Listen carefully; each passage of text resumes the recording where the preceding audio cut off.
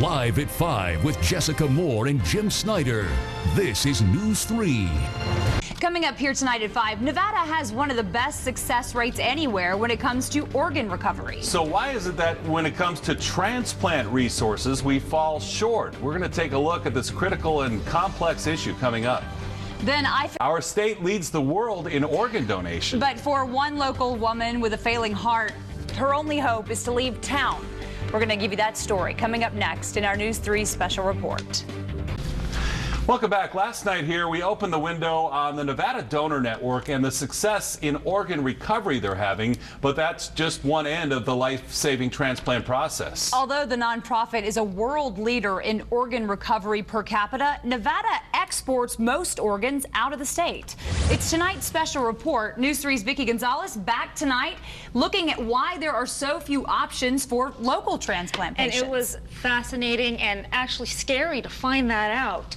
Well, it's a loaded question with seemingly clear answers, mostly revolving around funding, but the path is filled with obstacles. As the gap between organ recovery and transplants widens here at home, Southern Nevadans in desperate need are in the fight for their life to not fall through the cracks. On Christmas Day, 1989, University Medical Center began giving the gift of organ donation. UMC is currently Nevada's only transplant center.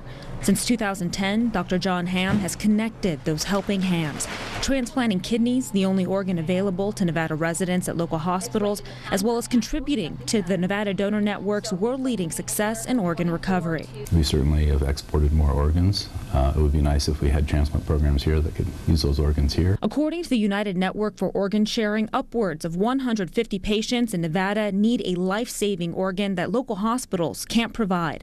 So how is it that Southern Nevada patients are left in a desert of transplant resources when their state is a leader in organ recovery? Hospital transplant programs are needed to merge that gap. Dr. Hamm estimates $10 million would be needed as a kickstart. The numbers only tell one side of a complex issue. Arguably, the more difficult task is generating the momentum to make this a priority. We could have all of that here, but I don't think there's been a political will to do that. 42 other states, as well as Washington, D.C. and Puerto Rico, currently offer more organ transplant options than Nevada. While Nevada waits to catch up, people like Lori Gerhardt suffer. I'm fighting everything constantly. And the odds are against her. I've had 5 heart attacks since 2009. I'm going to die. I have 12% of a heart. Lori has been waiting for a heart since February, thrown into an array of obstacles that are nothing short of medical essentials like insurance and the complications of coordinating that financial support and travel between states. Nevada Medicaid does not cover out-of-state medical expenses. You see, because her transplant center is in San Diego, Lori has to purchase additional coverage completely out of pocket. Are we going to pay the power bill? Are we going to buy food? It's literally a decision. And the pressure is high. If she misses one payment, she says she's immediately taken off the heart transplant list. We're scared every day. Every day. And we haven't even gotten into what it takes to medically prepare for the uncertain transplant.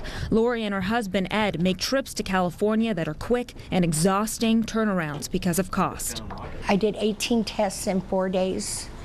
Which included 25 vials of blood. Just as patients like Lori are forced to find transplant care out of state, Dr. Hamm says distance may also work against their ability to find a life-saving organ match.